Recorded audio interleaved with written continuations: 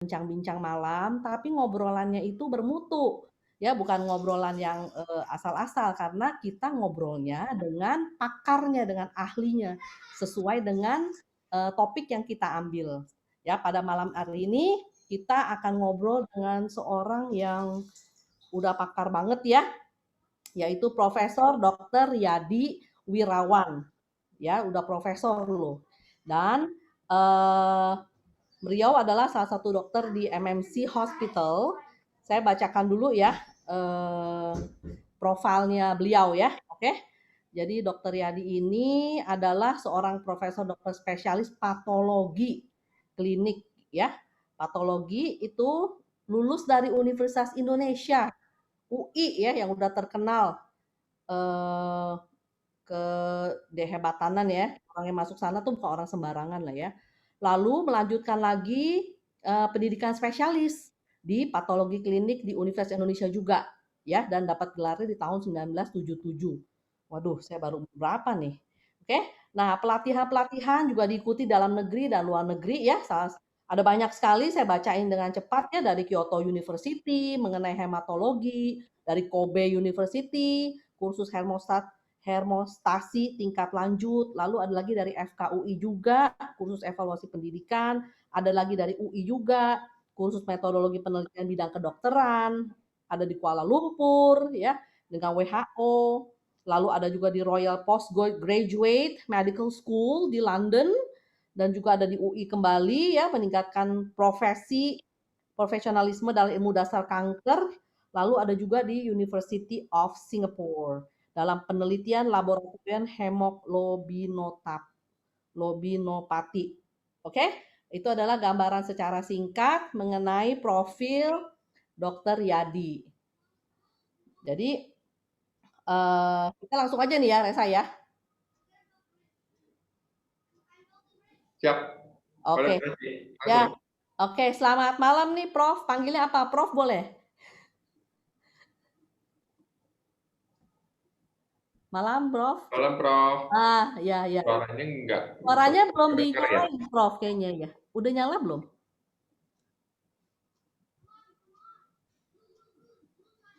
Coba tes dulu. Suaranya masih di mute, Profesor.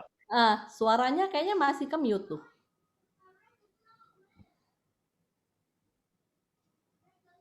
Belum kedengeran. Enggak sih, tadi enggak ke mute ya. Nggak ke mute ya? Iya, gambarnya nggak cross. Prof? Malam, Prof.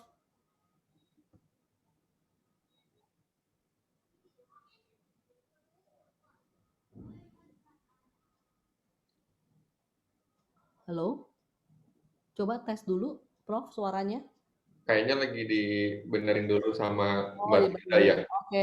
Oke, nggak apa-apa. Jadi topiknya hari ini kita ngobrolin apa nih ya? Ngomongin apa? Topik yang lagi tren banget ya, lagi in banget, yaitu tentang cara kerja rapid test antibody, rapid test antigen, dan PCR swab gitu ya.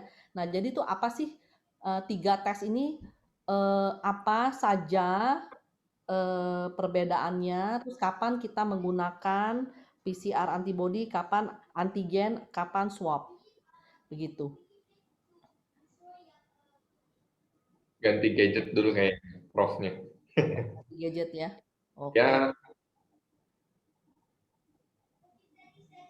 Yang lain boleh disiapkan dulu pertanyaannya kalau memang ada pertanyaan-pertanyaan seputar tes COVID ini ya. Kayaknya lagi ganti ini dulu nih, ganti gadget ya. Profnya juga masih di rumah sakit. Jadi profnya yang pakai masker.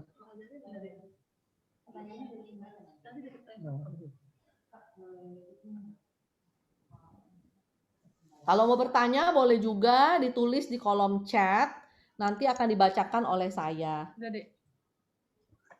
Gitu, ditulis dulu di kolom chat juga boleh. Ya, jadi topiknya saya ulang kembali adalah cara kerja rapid test antibody, rapid test antigen, dan PCR swab.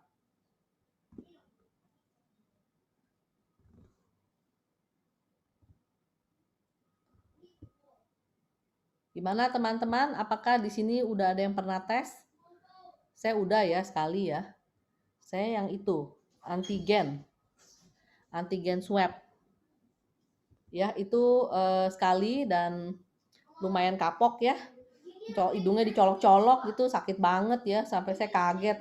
Karena saya nggak pernah tes gitu, jadi saya juga nggak ada ide, nggak ada apa. Ini masih bagus teman-teman di sini dikasih apa pengarahan, kasih info. Saya waktu itu nggak tahu tes PCR antigen antigen ya udah datang drive thru di Rumah Sakit Atma Jaya, dicolok hidungnya, aduh sampai kaget banget. Sampai aduh gitu sakit. Nah sekarang teman-teman ada juga nggak yang gitu tuh? Kalau Bisa mendengar saya? Halo? bisa Pak, bisa Dok, Prof, Oke, bisa Prof. kita Oke, mulai saja ya. boleh. Saya panggil Prof boleh ya? Atau Boleh. dokter boleh ya? Jadi Oke, Prof. Jadi kalau kita, kita mau menerangkan itu, kita kembali kepada virusnya. oke, Virus itu adalah virus RNA, bukan DNA. Jadi memang virus yang di dalamnya ada messenger RNA. Nah, messenger RNA ini kalau diperiksa itulah menggunakan metode PCR. Di samping itu, virus itu sendiri juga adalah protein. Dan dia bisa diperiksa dengan pemeriksaan antigen. Kalau virus ini masuk ke dalam badan, orang itu sakit, maka setelah kurang lebih 2 minggu sampai 1 bulan akan terbentuk antibodi. Antibodi yang keluar mulai dengan IgM hanya dalam beberapa minggu.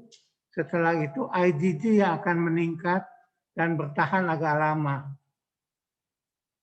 Jadi kalau PCR itu mendeteksi messenger RNA yang ada di dalam virus. Ini dipakai untuk diagnostik, bukan untuk menentukan perjalanan penyakit, beratnya penyakit, bukan. Menentukan diagnosis. Orang ini benar-benar menderita COVID apa tidak? Menderita COVID atau tidak? Jadi PCR ini, dengan PCR ini, metode pengerjaannya adalah mengambil bahan swab dari lubang hidung, nasofaring, dan bisa dari orofaring, dari kerongkongan. Yang diambil itu selaput yang ada di atas permukaan, itu virus itu senangnya di situ adanya. Jadi maka dicolok di selaput lendir.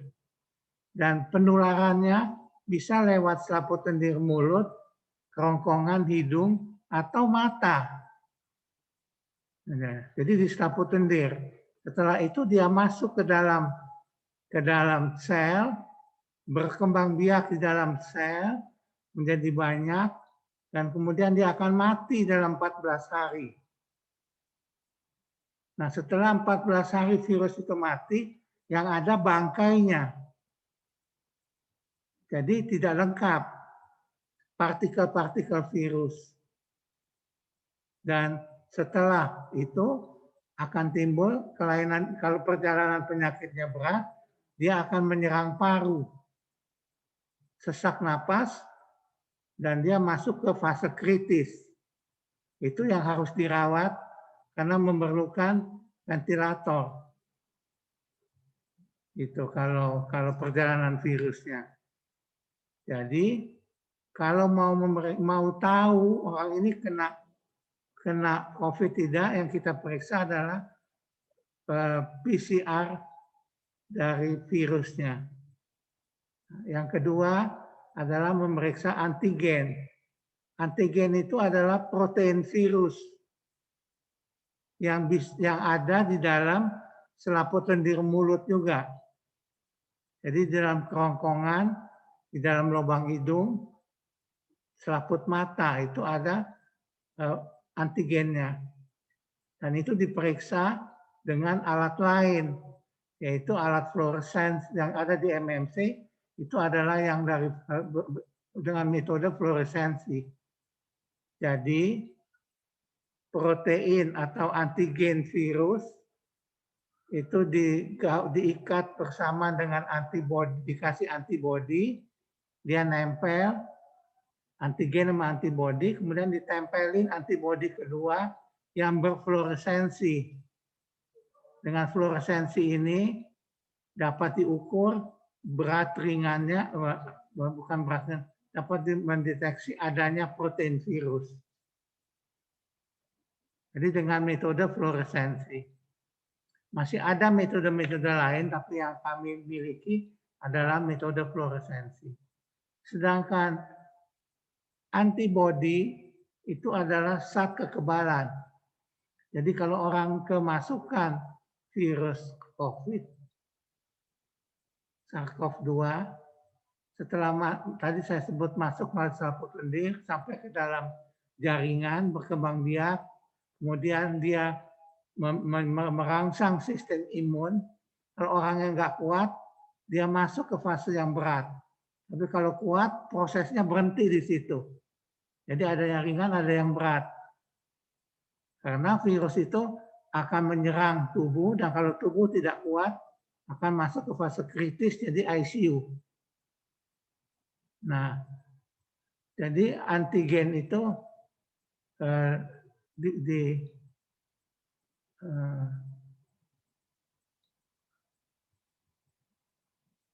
antigen itu didapatkan dari selaput lendir, dia berkembang biak dalam tubuh dan menjadi banyak.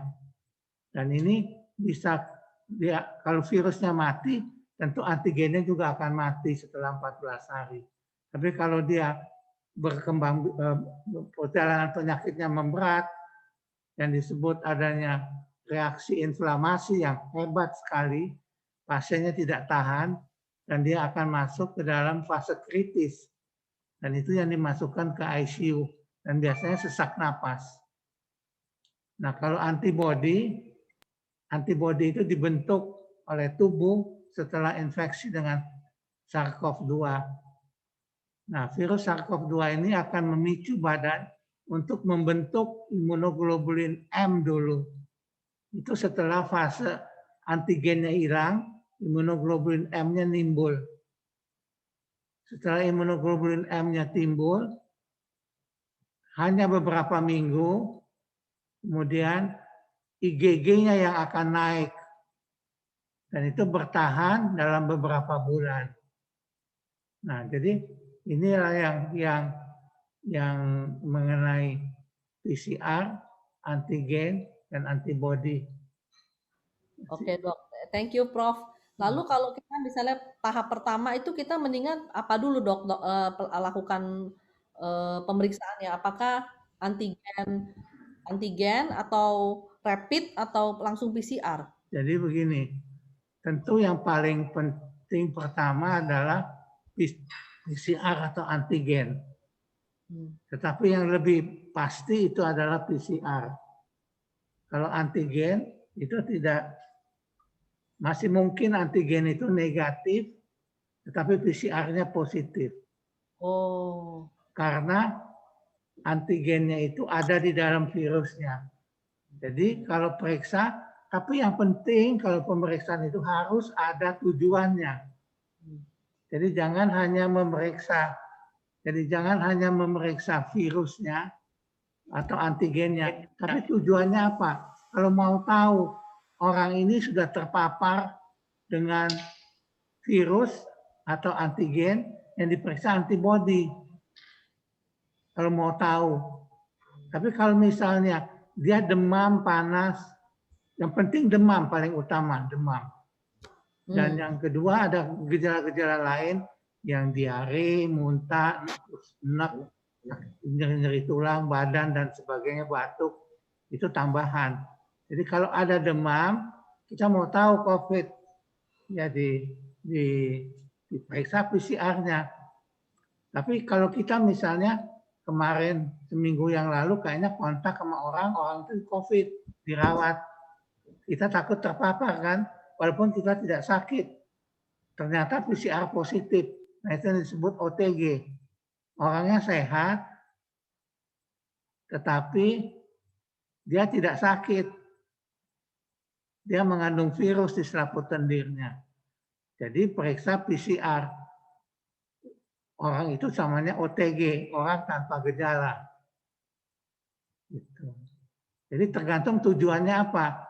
Kalau memangnya tujuannya demam, sakit, ya PCR. Kalau enggak ada antigen. Antigen itu keuntungannya adalah lebih murah, pemeriksaannya lebih cepat. PCR itu lebih lama dan lebih mahal. Oh, oke. Tetapi bisa antigen negatif, PCR positif. Sensitivitasnya beda. Oke. Oke, Dok. Jadi ini ada beberapa pertanyaan lagi ya. Sebentar ya, saya bacain dulu dari atas. Malam Prof, untuk yang sudah terinfeksi COVID setelah 14 hari, kalau tidak ada gejala apa-apa, apakah masih bisa menular? Menular, yang perlu diketahui bahwa menular itu tidak ditentukan oleh adanya PCR positif. Karena dalam 14 hari virus itu akan mati. Oh. Kalau diperiksa PCR-nya suka positif.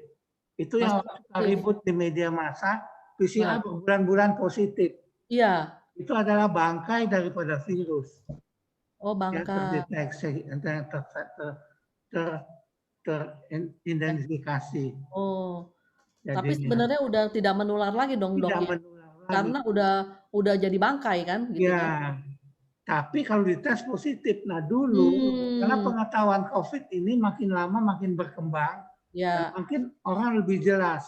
Dulu nggak tahu, periksa COVID tiap hari positif. Itu bangkai, karena dia tidak menular. Yang menular itu kalau dia masih ada gejala klinik, demam, itu menular, makanya diisolasi. Oke. Kayak orang OTG, saya sambung. Kalau orang itu OTG, itu dalam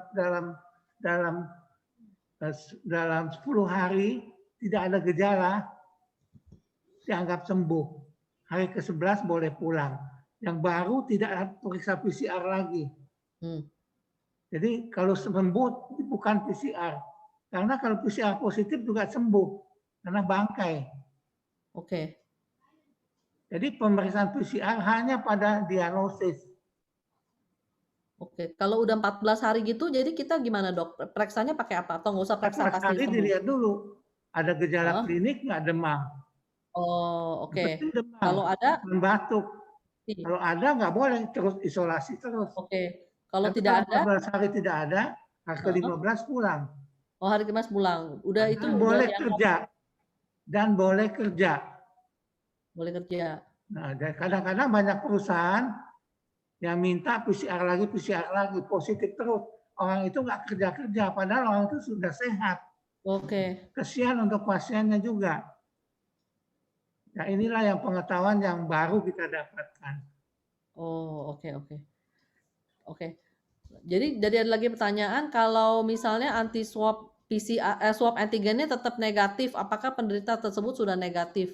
Antigen yang negatif berarti dia belum kena virus SARS-CoV-2 atau dia baru kena virus SARS-CoV-2, baru PCR-nya positif, antigennya belum. Oh, oke. Karena yang sensitif itu PCR. Kedua baru antigen. Kalau antigen negatif tidak menjamin bahwa dia tidak terpapar. Harus dilihat PCR-nya. Tapi kalau antigen positif cukup, dia tuh COVID. Oh, oke. Oke, Dok. Oke. Nah, ada lagi pertanyaan nih, Dok ya. Untuk genose apakah masih efektif, Dok? Efektif? Oh, saya enggak. Itu bukan ada hubungan dengan bidang iya. Oke. Jadi saya tidak bisa membahas soal itu. Oke, jadi kalau swab antigen, bentar ya, berapa tingkat akurasi swab antigen ya, Prof? Swab antigen tingkat akurasinya begini, berapa? Kalau PCR yang paling top yang sensitif biakan daripada virus. Tapi itu tidak bisa dilakukan di banyak negara. Jadi dipakai PCR. PCR positif itu 70% dari pasien itu bisa positif, 30% bisa hasilnya negatif. Nah, antigen di bawah itu sedikit. Oke, oke. Oke ya. Terus ada lagi pertanyaan, ini, bagaimana jika sudah isolasi 14 hari tapi hasil PCR masih positif tapi nilai CT value-nya sudah di angka 35? Nah, Apakah bisa menular ke orang sekitar? Bicara dulu mengenai CT ya. CT itu apa sih? Virus itu diambil RNA-nya, kemudian dimasukkan di alat. Alat itu mempunyai siklus. Ada yang misalnya pada siklus 10 kali dia terdeteksi. Ada yang siklus 30 kali baru terdeteksi virusnya. Ada yang 40 kali baru teridentifikasi virusnya. Apa artinya? Makin rendah, baru berapa kali putar udah kedapatan virusnya. Berarti itu yang berat, yang banyak virusnya. Kalau makin tinggi yang 40, berarti udah jarang, udah nggak ada. Oh, 35 juga udah termasuk jarang ya dok ya berarti ya? Hanya begini, saya juga nggak tahu, saya juga baru baca. 10 sampai 20 itu berarti sakit berat. 20 sampai 30 dalam penyembuhan. 30 sampai 40 sembuh. Katanya begitu. Maka kebanyakan sekarang rumah sakit penuh, kalau CT-nya lebih 30 pulang. Tidak ada gejala klinik ya. Yang penting tidak ada demam. Kalau ada demam itu masih bahaya. Jadi tidak ada demam, tetapi dia juga CT-nya 30 lebih. Nggak sampai 40. Oke. Lalu ada lagi nih dok pertanyaan. Kadang-kadang tes PCR ada yang 3 hari baru keluar, terus ada yang 1 hari udah selesai. Itu apakah ada perbedaan metode atau karena sebenarnya metodenya sama, cuman karena kita bayar lebih mahal jadi kita diduluin gitu loh? Atau memang metodenya berbeda? Enggak begitu. Itu apa namanya?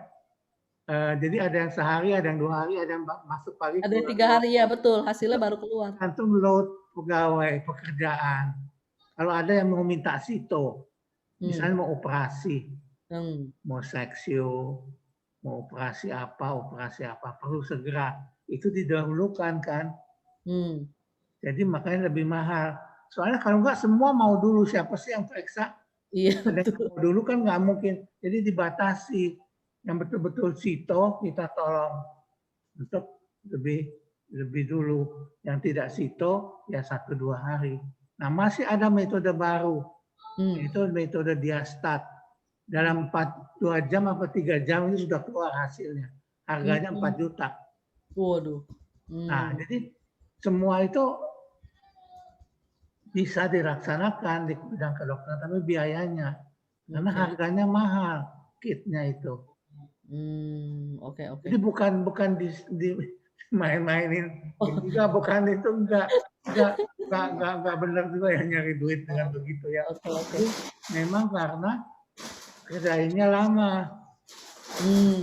Soalnya kalau lewat hari Minggu, Sabtu pegawainya libur setengah hari, Minggu libur lagi. Nah kalau operasi kan nggak bisa, jadi keluar alat sito. Alat sito itu dijualnya 4 juta per tes. Oke, jadi sebenarnya cuma masalah itu ya. Sebenarnya metodenya sama ya dok ya. Lalu ada yang tanya nih kan. Bukan metode sama. Metode memang PCR, tapi itu tergantung daripada teknik pengambilan. Kalau yang ngambilnya kurang baik, kurang sempurna, nggak terambil waktu di swab negatif. Terus dimasukin di air cairannya, penyimpanannya tidak sempurna penyimpanannya. Jadi mestinya kan dikerjakan segera. Kalau ditunda sampai 2-3 hari kan hasilnya tidak baik. Lalu yang ketiga bisa juga karena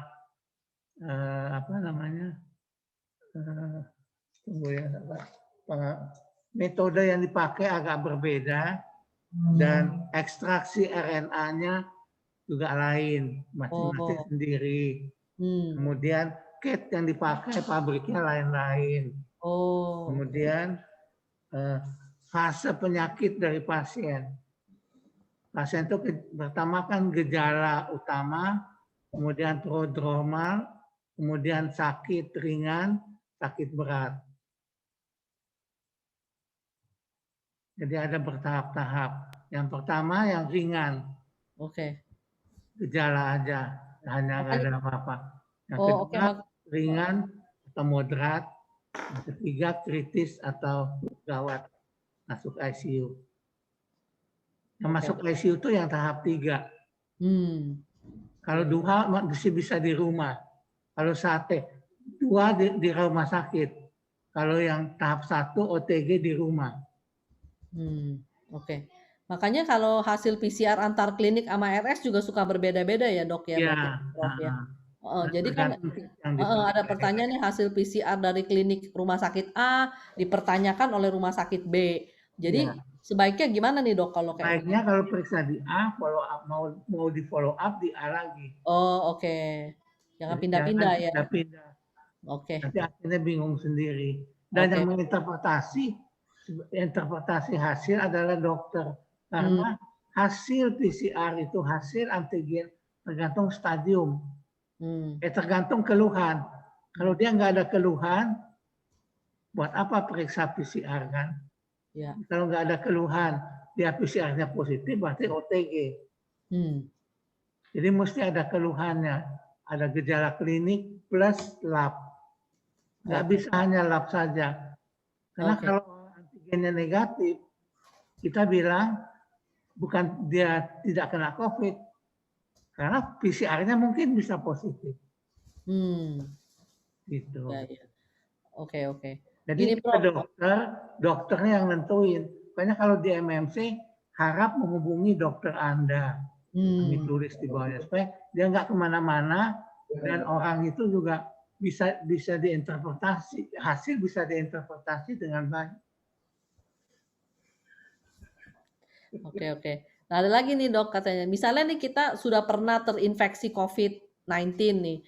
Nah apakah ada efek lanjutan yang perlu diwaspadai ke depannya gitu loh. Jadi kalau udah kena itu apakah sekarang belum ada. Hanya ada 2 kemungkinan.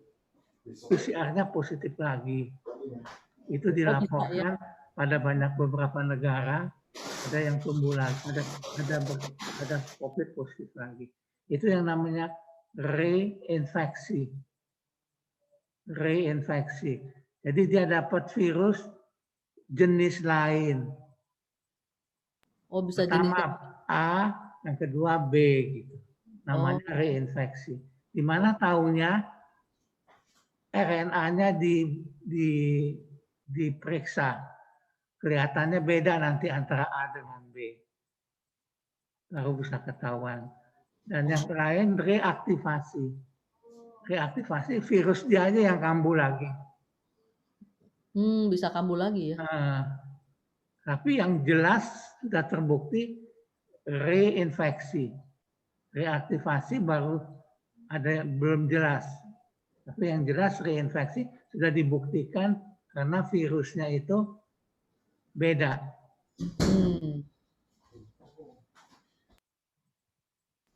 Oke dok. Nah ini teman-teman ada lagi nggak yang mau langsung bertanya ya? Jadi biar lebih hidup ya. Ini kesannya jadi saya ngomong berdua sama Pak Profesor nih. Ada lagi teman yang langsung misalnya mau bertanya gitu ya. Langsung aja nyalain mic-nya. Ada juga pertanyaan sebelum mulai sambil nunggu ya. Jadi gimana dok nih? Misalnya kita udah close contact sama orang yang kena positif PCR, baiknya kita langsung PCR, isolasi dulu atau bagaimana? Atau tes antigen gitu? Kalau diperiksa begitu kena pergi ya negatif. Oh. Ya kan mesti masuk ke dalam jaringannya dulu. Itu yang diambil PCR-nya. Jadi kita tunggu dulu beberapa hari. 2-3 hari. 2-3 hari tunggu baru kita obatnya tes. Juga nggak ada. Mau sehari, mau 2 hari, mau 3 hari obatnya nggak ada. Oke. Halo. Ya, boleh bertanya? siapa? Boleh dengan siapa ya ini? Dengan Putri. Putri ya. Oke, silakan Mbak Putri. Iya, Dok, aku mau nanya. Kemarin ini kan saya ngetes. hari Jumat kemarin saya swab di puskesmas, itu hari Senin hasilnya positif. Tapi dia nggak ada nilai Ada CT. keluhan nggak? Kenapa? Ada keluhan nggak? Keluhannya cuma demam aja, tapi itu kalau malam aja. Kalau malam saya demam, kalau pagi itu nggak kenapa-napa. 3 hari, Selasa, Rabu, Kamis. Terus jadi Jumat saya ke puskesmas, terus dia suruh swab. Habis itu, tapi Jumatnya itu saya udah nggak demam lagi. Iya. Hari Senin keluar hasil, itu pun saya selama Sabtu, Minggu itu sehat-sehat aja sampai Senin. Terus dia bilang hasilnya positif, tapi karena nggak ada nilai CT, saya Selasa saya tes lagi, tes mandiri di klinik gitu kan ya. Itu hasilnya negatif, Dok. Jadi Nah, begini, itu saya bingung gitu loh. Jadi sebenarnya saya ini positif udah sembuh, apa hasil yang pertama itu salah atau gimana gitu? ini pertama datang dengan keluhan demam, Demam. ya, PCR positif, berarti itu COVID. Iya. Tapi karena demamnya antara ada dan tidak enteng, itu OTG kan, Iya. tanpa gejala. Jadi artinya yang ringannya OTG. Nah, OTG itu akan sembuh dalam waktu 10 hari. Nggak diapa-apain juga istirahatnya di rumah. Istirahat, isolasi, nggak apa-apa. Hilang nanti dia. Jadi terakhir Selasa saya negatif itu artinya memang Ya. udah negatif ya, Dok? Nah, Oh, ada beberapa orang jadi bilang bagus, katanya, daya tahannya bagus, sehingga bisa negatif. oh, Tidak orang biasanya sampai 10 hari. Hari ke-11 baru bebas. ada yang bilang saya harus tes lagi sekali lagi untuk lebih meyakinkan. Karena tes PCR hanya sekali pada waktu diagnosis, tidak perlu berulang-ulang. Karena begini, kalau diulang negatif, ya maunya memang negatif. Kalau positif, itu bangkainya nggak ada artinya. Baik.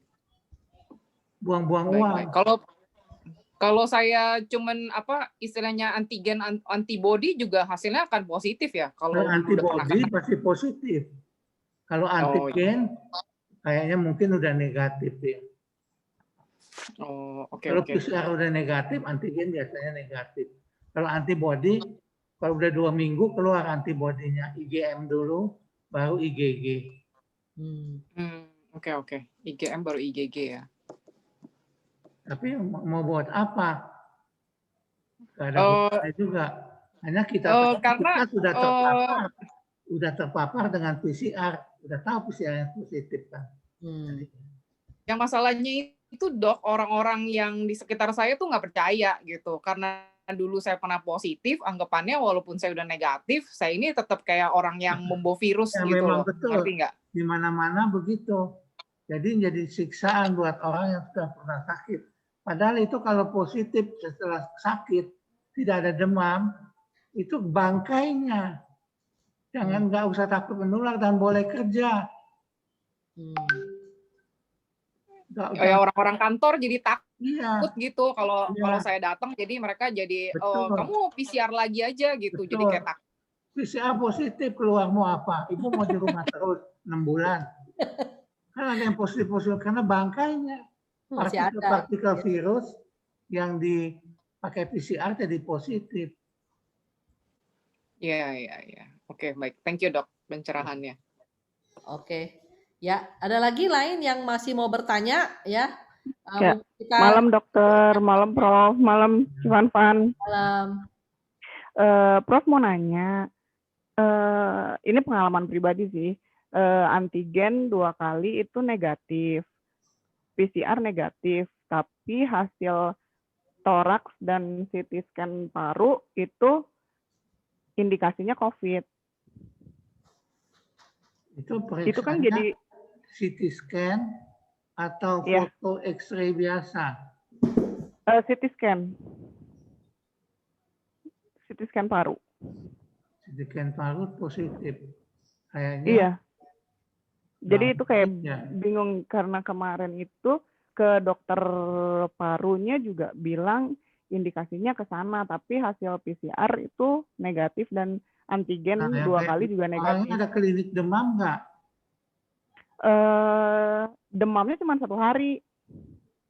Begini, kalau ada kelainan paru, biasa klinisnya lebih berat dari OTG. Termasuk yang medium, ya, yang menengah. Itu keluhannya boleh dikatakan hebat lah. Ada demam, ada batuk sedikit, ada kelainan paru sih. Ya. Jadi berarti PCR-nya mesti positif atau antigennya. Iya ini dua-duanya Mungkin sih harus diulang, negatif. kalau mau diulang, silakan ulang. Hanya PCR aja. Buat apa antigen? Oh oke. PCR-nya aja yang diulang, dilihat. Oh jadi mendingan PCR ulang gitu ya dok ya? Kan juga keadaannya tidak parah kan Ibu? Enggak, karena Jadi memang batuk enggak, sesak enggak gitu dok. Jadi sekarang periksa PCR, kalau PCR negatif ya udah habis selesai. Oke. Karena foto juga bisa salah. Oh iya. Lab juga Iya kemarin bisa kan salah. foto toraks sama CT scan jadi 2 di hari yang sama. Dua-duanya sama, ada kelainan. Kayak ada putih-putih gitulah dok. Ya, Cuman coba dicek katanya sih ini PCR-nya. menengah kata dokternya. Kenapa? Kata dokternya sih ini katanya menengah katanya. Enggak, bukan Ya, kondisi yang parah katanya. Intermediate. Tapi PCR-nya masih positif. Negatif sih dok. Nah, makanya coba diulang lagi deh. Kalau mau Oke. confirm ya, buat konfirmasi.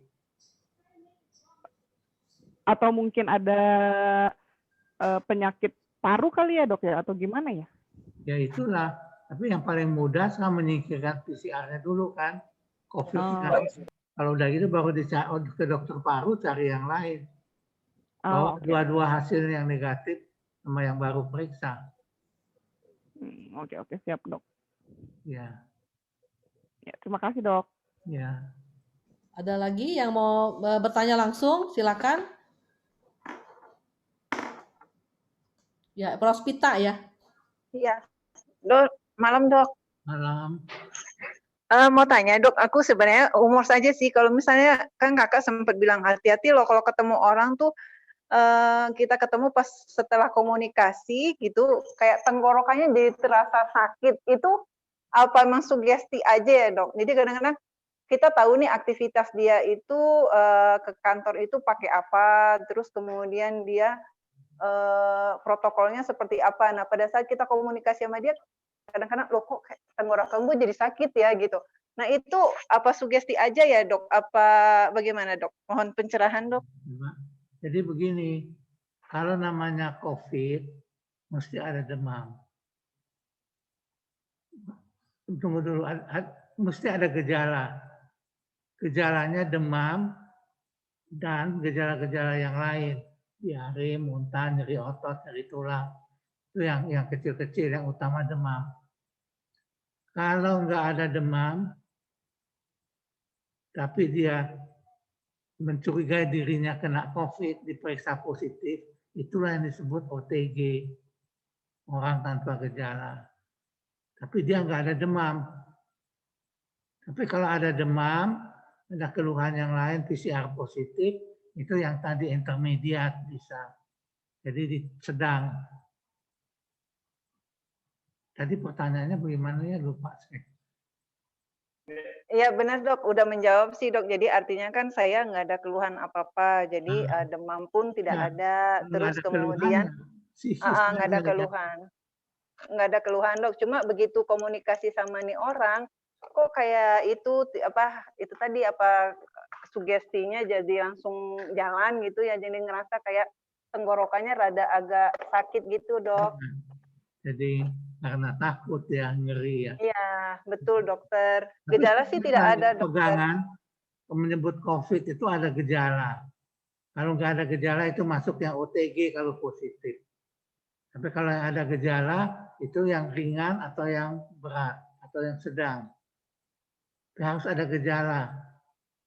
Dan kalau misalnya baru kontak 1 hari, jangan langsung diperiksa, tunggu 2-3 hari. Kalau hilang berarti kita nggak ada masalah ya dokter ya? Maksudnya pada saat udah pulang nih ke rumah setelah komunikasi dengan yang orang tadi itu, Ya. berarti kita nggak ada masalah itu artinya itu hanya kita, maksudnya secara psikologinya itu saya terlalu berlebihan atau bagaimana gitu kali ya dok ya? Ya, tapi juga ibu mesti pikir peraturan kesehatan tuh harus ditaati juga. Ibu harus pakai masker. Iya.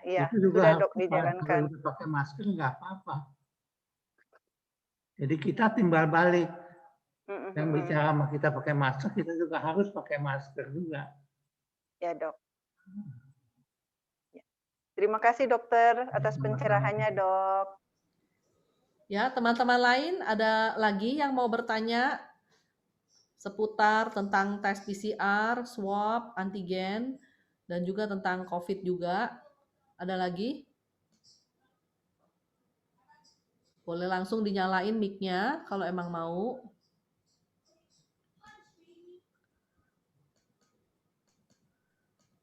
Ada lagi? Iya, malam. Oke. Malam. Ya, malam dok.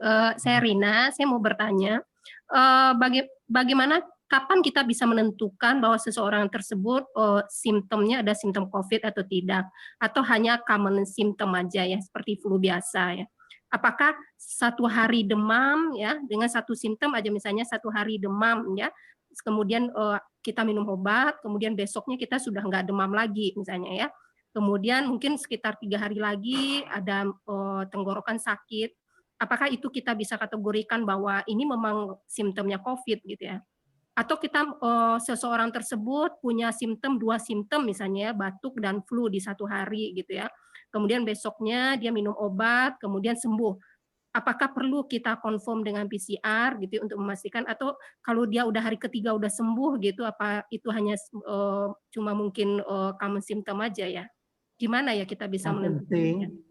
kalau kita curiga kita COVID, yang pertama adalah gejala demam. Itu paling di atas demam. Menyusul gejala-gejala lain. Anosmi yang bau, nggak bisa cium bau, lidah nggak ada perasaan, sakit-sakit tulang dan sebagainya. Itu adalah sekunder. Yang pertama demam. Ada demam nggak? Ada kontak nggak? Kalau kita ada kontak, walaupun nggak demam, perlu periksa PCR.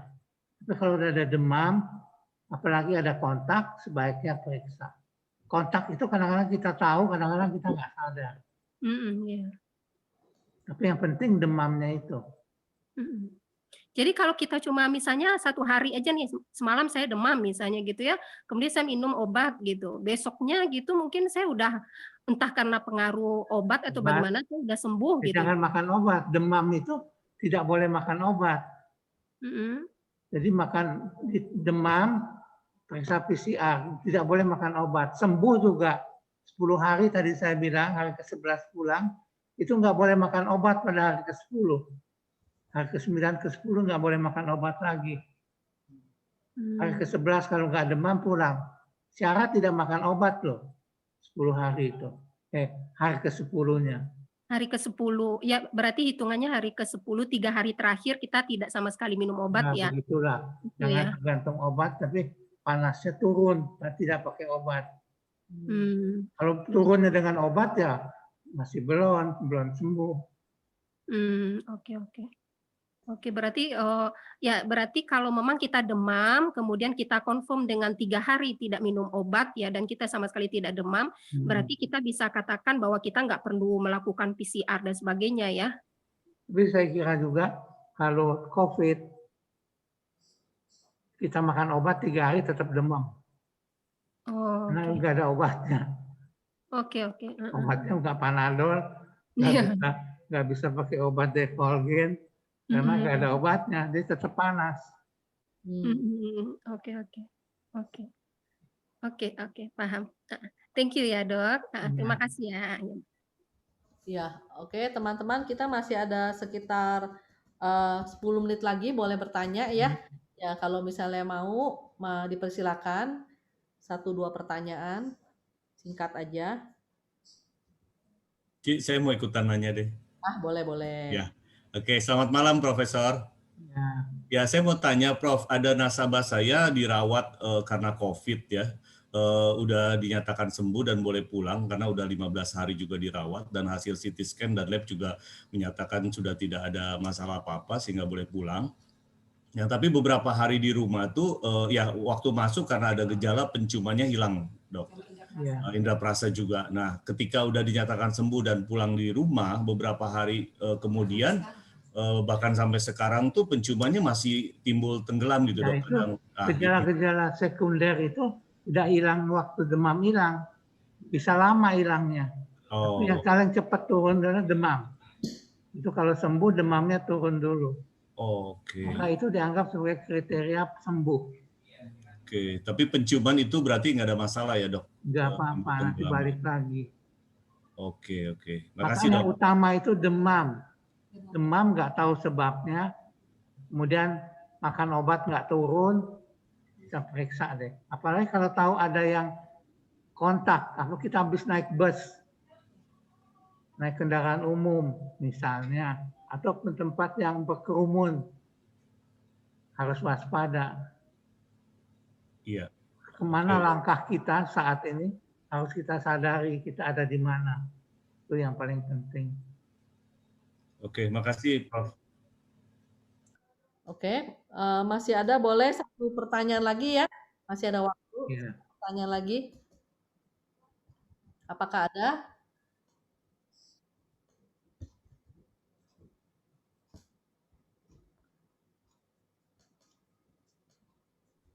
Dok, mau tanya Prof? Dari Kamelia, Prof. Ya, Prof, kalau untuk alat-alat yang terekspos seperti handphone, jam tangan atau kacamata, apakah cukup dilap dengan alkohol 70% aja bisa bersih ya, Dok? Tentu yang pertama, kita jangan meletakkan apa-apa di mana-mana. Yang khusus di tempat kita, meja kita yang tidak diduduki orang lain kan. Jadi dropletnya tidak nempel kan.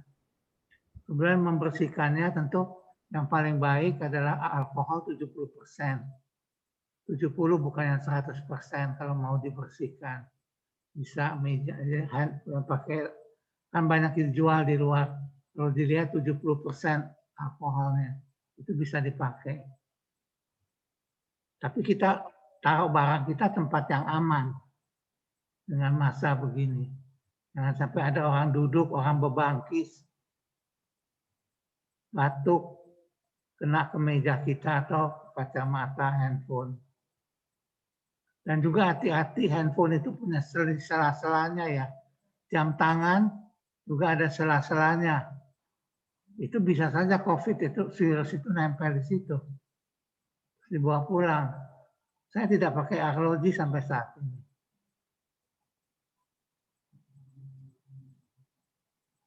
Untuk barang-barang benda mati itu virus bisa bertahan berapa lama ya, Dok? Di area seperti kayak dokumen atau tadi jam tangan atau handphone? Wah, saya kurang tahu itu ya berapa lamanya. Tapi kayaknya bisa agak lama, bisa sampai 8 jam, 10 jam. Kalau yang mengapung-apung di udara ya, yang ada di udara. Kalau yang di meja nggak tahu deh, lebih singkat. Tapi yang prinsip hindari barang-barang yang tidak perlu dipakai, tapi dibawa. Itu mengundang virusnya untuk datang. Dan kita bawa pulang.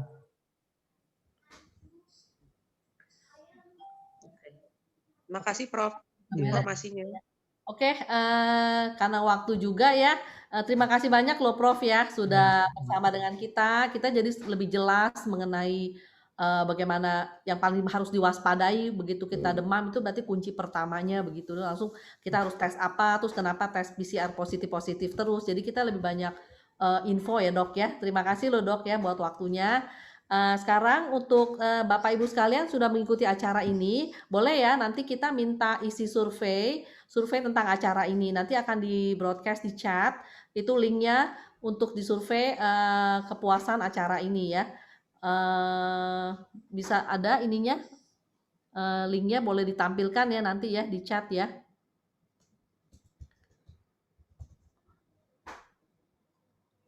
Oke.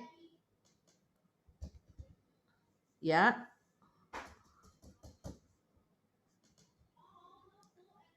Sudah ada di chat, sudah ada belum ya linknya? Nah, coba saya cek dulu. Udah, Ci. Udah ada ya? Oke. Nah, itu linknya ya, boleh diklik buat masukan buat kita juga, dan mungkin ke depannya ide yang mau diadakan untuk Health Talk ini ya, topik-topiknya begitu. Nah, selanjutnya saya serahkan ke Pak Yudi ya untuk wrap up acara kita pada malam hari ini ya. Silakan Pak Yudi. Oke, thank you Chief Afan ya. Sekali lagi terima kasih buat Profesor Riyadi Wiryawan yang udah jadi narasumber, membawa informasi banyak buat kita semua pada malam hari ini. Izinkan saya wrap up ya apa yang disampaikan tadi dengan testimoni ya, kesaksian bahwa kami ya berarti nggak cuma saya ya, saya, istri saya dan anak saya pertama adalah penyintas COVID. Ya, kami terpapar COVID tepatnya bulan lalu. Untuk mempersingkat apa yang saya sampaikan, saya udah buat, saya mau share. Bisa lihat ya teman-teman ya apa yang saya share ya? Bisa Pak. Oke. Ya, oke. Ya, sekali lagi terima kasih buat waktunya malam hari ini. Ya, saya Bapak Ibu, teman-teman sekalian ya, ini kronologi waktu saya dan keluarga dinyatakan COVID ya. Waktu 20 Desember saya tadi Profesor katakan memang ada gejala-gejala awal itu demam dan pusing. Tapi saat itu saya putuskan untuk minum vitamin C dosis tinggi, kemudian vitamin D dan bahkan jamu-jamuan pun saya minum. Dan alhasil dalam 3 harian kurang lebih saya pulih dalam arti saya merasa sehat, tidak ada gejala sama sekali. Nah, kemudian tapi 4 hari kemudian istri saya Leni menyusul sakit. Baru sakit itu demam, pusing, bahkan sampai hilang indera penciumannya. Untuk itu melalui indikasi yang kuat ini ya, indera penciumannya, kami putuskan untuk tanggal 8 tuh kami berdua di tes antigen dan hasilnya kami berdua positif. Oke. Nah, kemudian tanggal 2 Januari akhirnya setelah saya hunting rumah sakit, akhirnya saya dapat rumah sakit di Omni Cikarang ya. Jadi saya berdua dirawat di Rumah Sakit Omni Cikarang tanggal 2 hari Sabtu. Nah, itu betul yang tadi kata Profesor bilang, biasanya Sabtu udah setengah hari kerjanya, kemudian Minggu, jadi saya baru di PCR-nya hari Senin swab. Dan ini yang agak bingungan, Leni hasil PCR swab-nya positif, bahkan malah saya negatif. Ya ini mungkin tadi ada pertanyaan dari Nadia yang kelewat ya, bisa di antigennya positif, tapi saya PCR-nya malah negatif ya. Kalau yang sering kan biasanya kalau antigen negatif belum tentu PCR-nya negatif juga, tapi saya antigennya positif malah PCR-nya negatif gitu. Nah ada penjelasan dari dokter di sana sih, bahwa saya sudah terpapar awal, jadi waktu di antigen mungkin masih sisa-sisa, dan dalam waktu Sabtu, Minggu, dan Senin itu udah minum obat Alvigan dan antivirus di rumah sakit sehingga virusnya menjadi PCR hasilnya negatif saya. Nah kemudian akhirnya dengan hasil kita dirawat, saya putuskan anak saya berdua juga Jovanka dan Nathanael di antigen, dan hasilnya anak saya yang besar Jovanka itu positif dan Nathanael negatif. Akhirnya besoknya tanggal 5 saya putuskan Jovanka juga dirawat bersama-sama kami di Rumah Sakit Omni Cikarang karena hasil PCR-nya pun akhirnya dia positif. Ya. Yang berikutnya tanggal 8 saya di PCR kedua, hasilnya Leni masih positif. Dan bahkan saya jadi positif juga nih. Tadinya udah negatif jadi positif. Tadi Profesor bilang mestinya sekali aja dikasih PCR-nya ya gitu. Nggak tahu ini mungkin katanya kalau udah di dalam tuh rumah sakit atau asuransi pengennya 2 kali negatif gitu kan. Malah saya positif. Nah ini yang bicara city value yang masing-masing rumah sakit punya acuan yang beda ya. Sebenarnya kita city value udah mendekati 40 karena standar di rumah sakit itu 40 baru negatif. Dan boleh pulang gitu ya, kami 39,17 bahkan saya 39,58 masih dinyatakan positif gitu. Akhirnya kami berlanjut untuk dirawat di rumah sakit. Lalu 4 hari kemudian saya di PCR yang ketiga, ini sampai 3 kali bahkan lebih ya. Saya dan Leni akhirnya hasil negatif, tapi anak saya masih positif ya.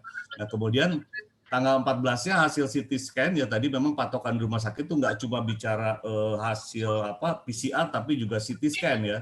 Jadi CT scan ulang ternyata hasil lab kita kurang bagus ya. Ada leukosit ya yang tinggi ya, karena mungkin pindah jarum suntik infusan ya, itu yang ada bakteri masuk, mungkin itu yang jadi leukositnya tinggi ya. Jadi kami nggak jadi pulang saat itu. Nah kemudian 16 Januari akhirnya kita di PCR yang keempat. Wah, masih positif dengan CT value sebenarnya udah 38,33 kalau tadi kita dengerin paparan dari profesor ya, sebenarnya 30-40 udah dinyatakan sembuh begitu ya, dan boleh pulang gitu. Nah saya negatif. Nah akhirnya saya pisah kamar saat itu karena saya juga bingung waktu itu saya demam. Akhirnya saya pindah ke kamar biasa karena udah dinyatakan negatif, harusnya bisa pulang. Negatif 2 kali ya, tapi akhirnya di hasil cek darah saya semuanya bagus. Jadi nggak tahu demamnya kenapa ya, dan semuanya hasilnya bagus sebenarnya. Dan 18 Januari Jovanka hasil CT scan dan labnya juga bagus, PCR pun negatif. Akhirnya kemudian tanggal 20 Januari sebelum pulang kita di PCR lagi, lain yang kelima hasilnya negatif. Jadi katanya mesti 2 kali negatif mesti pulang gitu ya. Nah akhirnya puji Tuhan tanggal 20 kita semua bertiga bisa pulang. Oke. Nah ini foto-foto kami waktu dirawat tanggal 2 Januari sampai 20 Januari ya. Saya dan istri ini foto waktu diambil swabnya, diambil darah gitu waktu CT scan.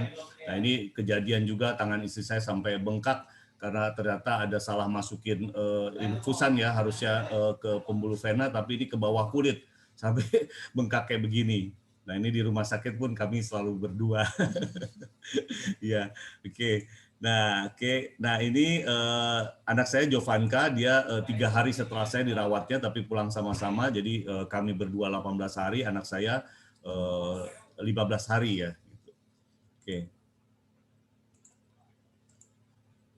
Ya Bapak Ibu sekalian yang malam hari ini hadir ya, saya mau sampaikan beberapa poin faktanya ya, bahwa pertama ya nggak ada satupun pasti ya orang yang mau sakit termasuk kami sekeluarga.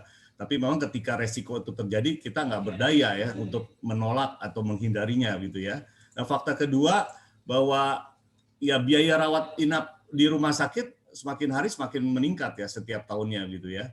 Dan kemudian yang ketiga adanya pandemi COVID ini di mana ya orang terpapar dan harus diranap gitu ya, butuh biaya yang besar untuk penyembuhannya karena tadi kita dengar minimal 14 hari harus melewati proses itu gitu ya Bapak Ibu sekalian ya.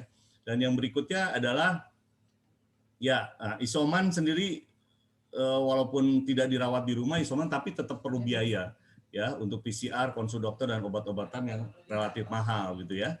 Dan kemudian yang lain adalah adanya jaminan perawatan dari Kemenkes ya, mungkin Bapak Ibu sekalian ada dengar ya dari pemerintah, itu sangat membantu memang masyarakat.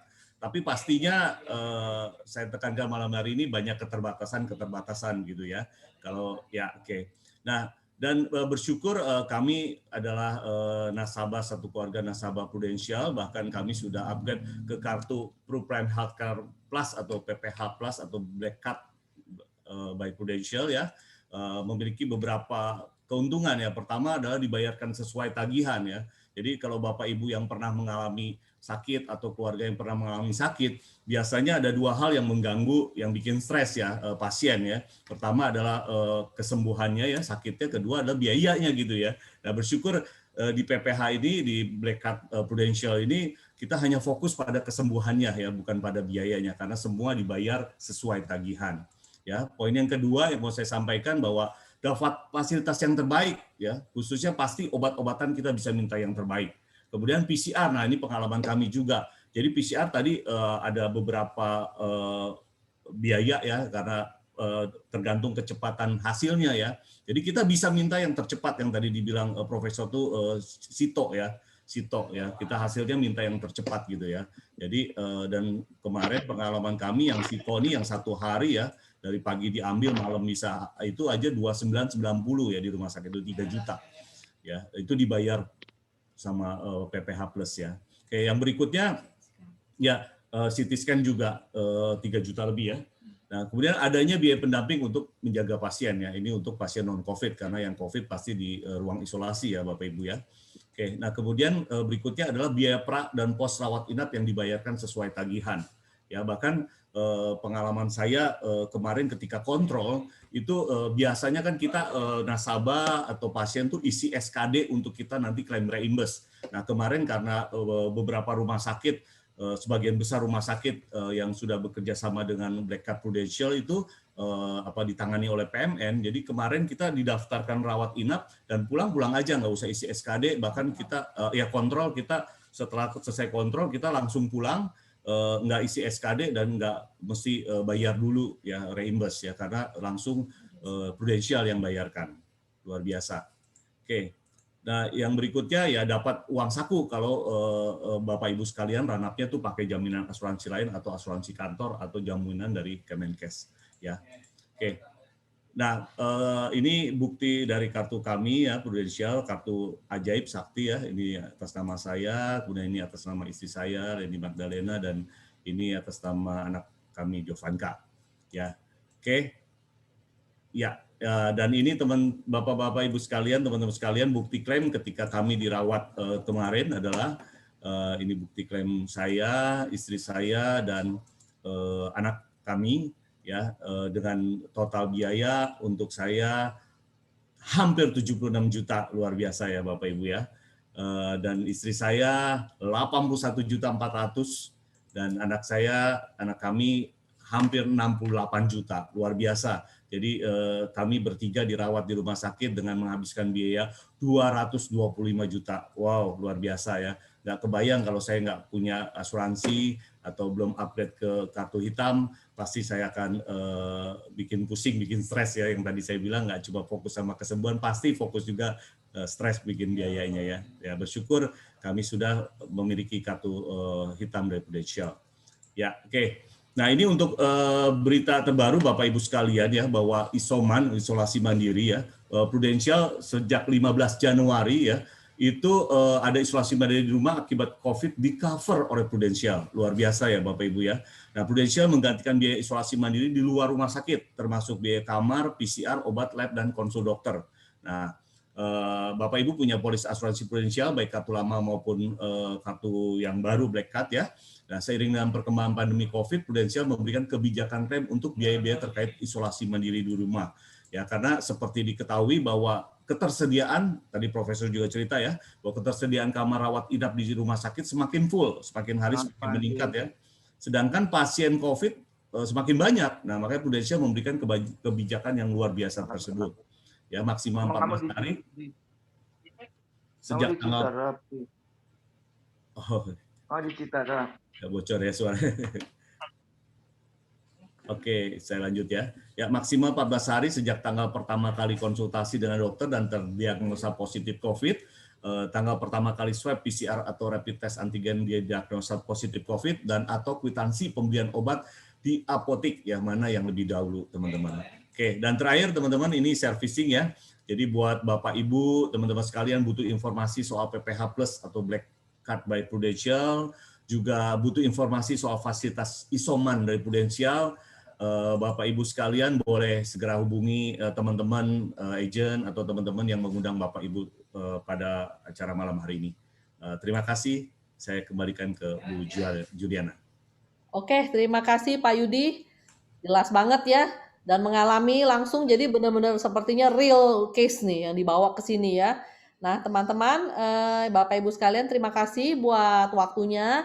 Sebelum kita tutup, kita mau foto bersama dulu ya. Boleh dinyalain itunya, mic-nya, kameranya. Ya, kita foto dulu ya, sama-sama ya. Reza bisa foto? Ya, nah ini rumah sakit MMC ada juga ya, oke. Oke. Dari tim MMC ada update info? Ada yang mau disampaikan nggak?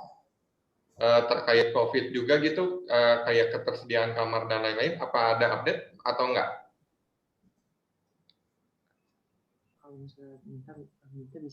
Ya, atau nomor telepon yang bisa dihubungi, WhatsApp-nya, jadi untuk kita tahu ketersediaan kamar, kalau misalnya ada pasien COVID dari klien kita, nasabah kita gitu. Halo, selamat malam. Ya, malam. Ya, saya Ruth dan ini rekan saya Matilda. Kita dari marketing Rumah Sakit MMC. Untuk update-nya untuk saat ini kita sudah ada penambahan kamar untuk COVID. Yang awalnya ada sekitar 43 kamar, saat ini kita sudah ada 72 kamar. Dan itu ada dari kelas 1, 2, sampai VIP. Untuk saat ini sih kita ada beberapa memang yang masih kosong, tapi kalau memang ada yang mau dikirim ke kami, lebih baik menghubungi kami supaya kami bisa tanya dulu ke bagian yang pegang kamar, karena memang saat ini banyak banget permintaan untuk kamar COVID. Tapi nanti kalau misalnya dari One Vision mau kirim pasien atau mungkin ada yang mau tanya-tanya, boleh hubungi Matilda atau boleh hubungin saya Ruth, supaya kita bisa bantu di dalamnya seperti itu. Bukan untuk COVID aja, tapi mungkin untuk pemeriksaan yang lainnya juga bisa. Oke. Nanti dihubungi, ditulis di chatnya ya nomor handphonenya berapa, WhatsApp-nya yang bisa. Oke. Boleh. Bisa teman-teman di sini bisa langsung catat. Ya.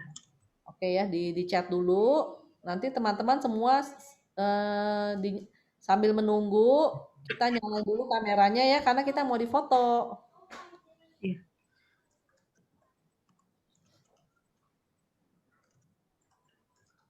Jangan leave dulu ya, sebentar kita foto bersama dulu. Sudah di chat ya Bu ya? Ya oke, terima kasih ya. Coba layar pertama ya, siap. 1, 2.